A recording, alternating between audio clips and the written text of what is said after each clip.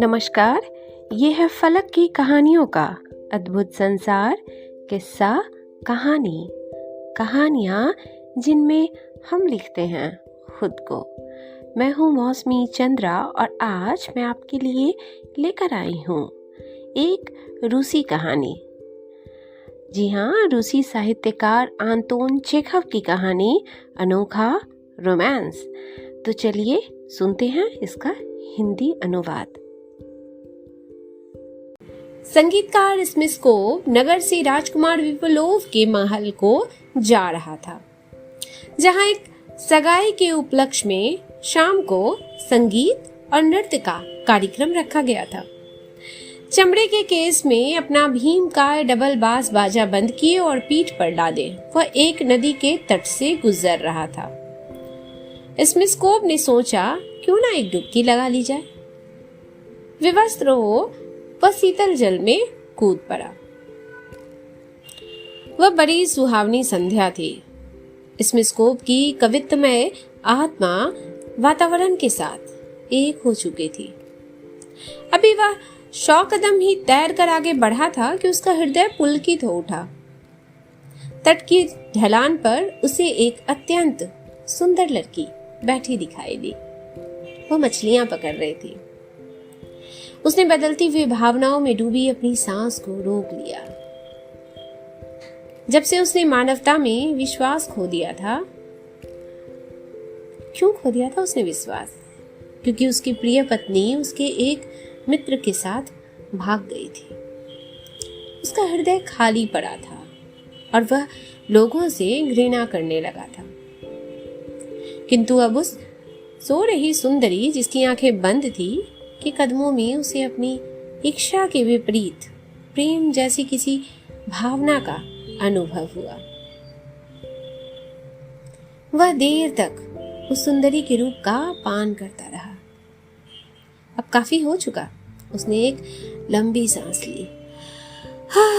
विदा रे आकर्षक दृश्य।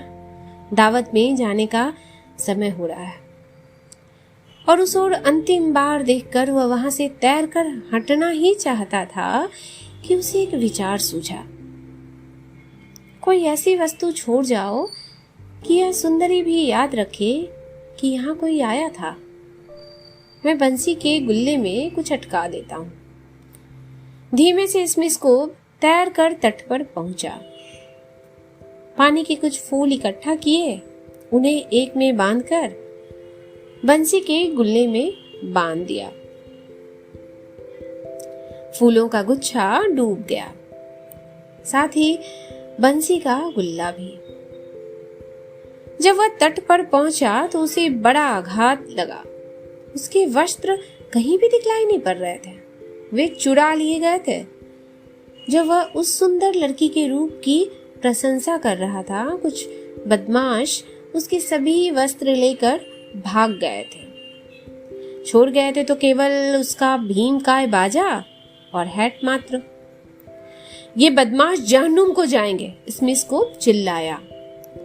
मुझे वस्त्र चुरा लिए जाने का दुख नहीं, वस्त्र तो शरीर का ही होता है, किंतु अब मुझे उस दावत में विवस्त्र होकर ही जाना पड़ेगा। वह अपने डबल बास बाजे पर बैठ गया। मैं विवस्त्र होकर राजकुमार विवोलोव की दावत में जा भी तो नहीं सकता, वहां महिलाएं भी तो होंगी। और हाँ, मैं बाजा बजा भी तो नहीं सकता। रोजीन तो पैंट की जेब में ही रह गई। वह बड़ी देर तक सोचता रहा। आखिरकार उसे याद आया कि तट से जरा हटकर ही झाड़ियों में एक पैदल पुल है। मैं अंधेरा होने तक वहां छिपा बैठा रहूंगा। उसके बाद पहली कॉटेज तक पहुंच जाऊंगा। अब बाजा पीठ पर लाद कर, हैट सिर पर रखकर पुल की ओर चलने लगा। वह कोई पौराणिक उपदेवता लग रहा था। अच्छा, इसे यहीं छोड़ते हैं। अब हम अपने नायक को पुल के नीचे छोड़कर मछली मारने वाली लड़की की ओर ध्यान देते हैं। उसका क्या हुआ? आंखें खुलने पर जब उस सुंदरी ने बंसी के गुल्ले को पानी पर नहीं देखा तो उसने बंसी खींची। वह भारी लगी कंटीला तार और गुल्ला दिखाई नहीं पड़ रहे थे। इसमें स्कोप के पुष्प गुच्छ भारी होकर पानी की सतह के नीचे डूब गए थे।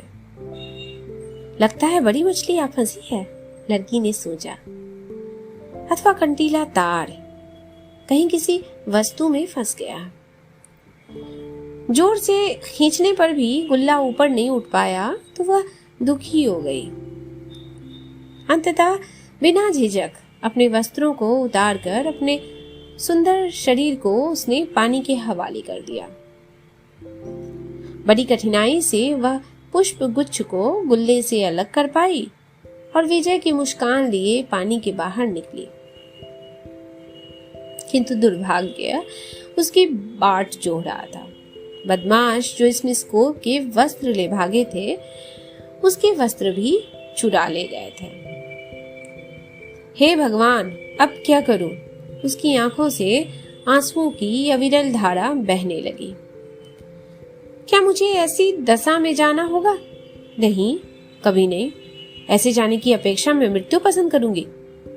शाम होने तक मैं इंतजार करूंगी। उसके बाद वृद्धा अगाथा के पास जाकर उसे घर से वस्त्र लाने को कहूंगी।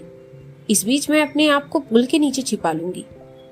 उसने सोचा और फिर दौड़कर पुल तक गई और घास के पीछे छिप गई। पुल के नीचे सरकते ही उसे एक रोएदार छाती वाला एक नग्न व्यक्ति दिखाई दिया, जिसे देखते ही वह बेहोश हो गई। इसमें स्कोप भी घबरा गया। उसने उसे कोई जल परी समझा। हो सकता है कि यह कोई मायाविनी हो जो मुझे छलने को आई है, और उसे इसका विश्वास भी हो गया, क्योंकि वह अपने को काफी आकर्षक मानता था।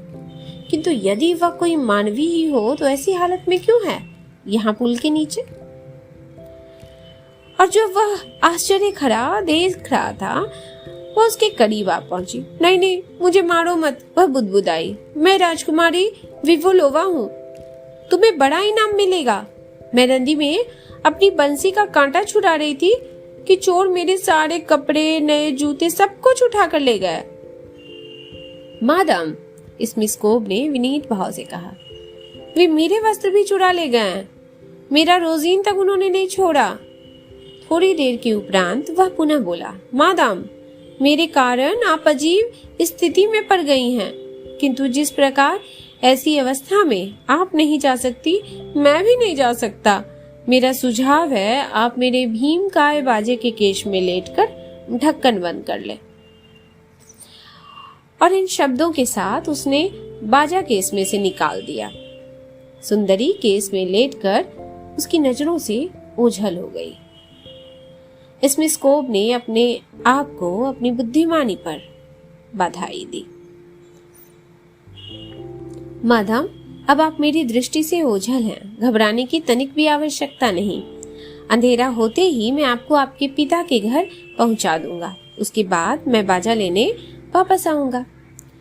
अंधेरा होते ही केस को बंद कर पीठ पर लाद कर इसमें स्कोप विवोलोव के महल की ओर चला। उसकी योजना थी कि वह पहले कॉटेज में पहुंचकर अपने लिए कोई वस्त्र मांग लेगा। हर बुराई के पीछे एक अच्छाई भी होती है, उसने सोचा। विवोलोव अवश्य ही मुझे पुरस्कृत करेंगे। आप आराम से तो है ना? उसने सेखी में आकर पूछा। किंतु तभी उसे लगा कि उसके सामने से अंधेरे में दो मानव आकृतियां चली आ रही हैं। उनके नजदीक आने पर उसने देखा कि वे कुछ पुलंदे हाथ में लिए हुए हैं। बिजली किसी तेजी से उसे विचार हुआ कि हो न हो ये उसके वस्त्र चुराने वाले चोर तो नहीं। बांस बाजे के केस को जमीन पर रखकर वह उनके पीछे भागा और चिल्लाया, पकड़ो पकड़ो।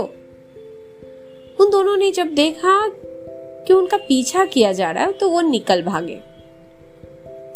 राजकुमारी ने कुछ देर तक भागने वाले कदमों की आवाज सुनी, पकड़ो पकड़ो की आवाज सुनी और सब कुछ शांत हो गया। स्मिथ को उनके पीछे भागता ही रहा। सुंदरी को उस केस में सड़क के पास के खेत में पड़ा रहना होता, किंतु भाग्य ने उसका साथ दिया। उसी समय उसी सड़क से दो अन्य संगीतकार भी, जो इसमें स्कोप के मित्र थे, विवोलोव की दावत में जा रहे थे। केस से ठोकर लगते ही वे भौचके रह गए। यह बांस बाजा है, किंतु यह तो अपने मित्र स्मिस्कोव का है, यहाँ कैसे आया?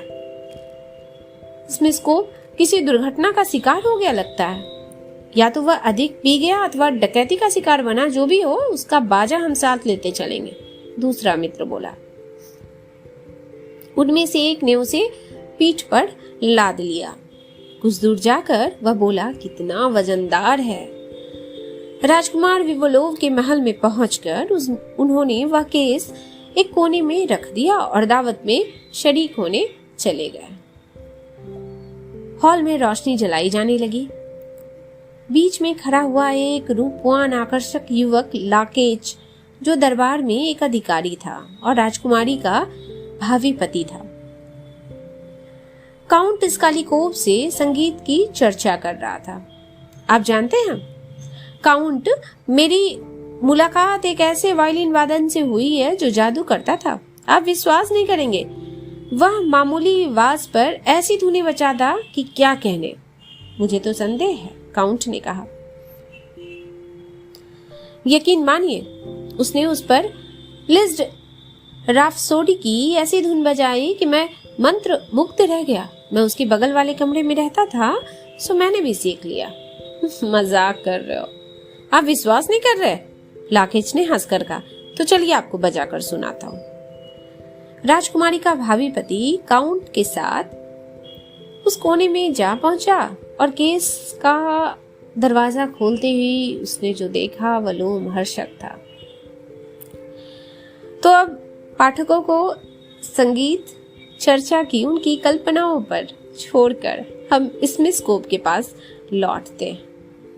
बेचारा संगीतकार चोरों को पकड़ने में सफल होकर वापस उसी स्थान पर पहुंचा जहां उसने केस रखा था, किंतु उसे वह बहुमूल्य बोझ वहां नहीं दिखा। अचरज में डूबा वह सड़क पर कभी आगे जाता, कभी पीछे लौटता। अंत में उसने सोचा कि वह गलत सड़क पर आ गया है। क्या भयानक दुर्घटना है, उसने मस्तक पर से पसीना पोंछते हुए सोचा। उसका रक्त अब तक बर्फ बन चुका था। वह उस केस में घुटकर मर जाएगी। मैं हत्यारा हूँ। अर्धरात्रि तक वह उस केस की खोज में भटकता रहा। जब थक कर एकदम चूर हो गया तो पुल की ओर चल पड़ा। अब मैं प्रातः होने पर खोज करूंगा, उसने निश्चय किया। किंतु प्रातःकालीन खोज का परिणाम भी वही निकला। अब स्मिस्कोव ने निर्णय किया कि अंधेरा होने पर वह पुल के नीचे खोज करेगा। मैं उसे खोज कर रहूंगा। पसीना पोंछते हुए, हैट उतारते हुए वह बुदबुदाया, चाहे 1 वर्ष ही क्यों न लग जाए। वह आज भी उस क्षेत्र में रहने वाले किसान बतलाते हैं कि किस तरह रात को पैदल पुल के पास वे हैट पहने हुए लंबे बालों वाली एक नंगी आकृति देखते हैं और कभी कभी उस पुल के नीचे से बांस बाजे की मधुर ध्वनि भी सुनाई देती है। ये कहानी इतनी ही। अभी आप सुन रहे थे मुझसे यानी मौसमी चंद्रा से आंतोन चेखव की कहानी का हिंदी अनुवाद, अनोखा रोमांस। ये है फलक की कहानियों का अद्भुत संसार किस्सा कहानी। और फिर मिलते हैं एक नई कहानी के साथ।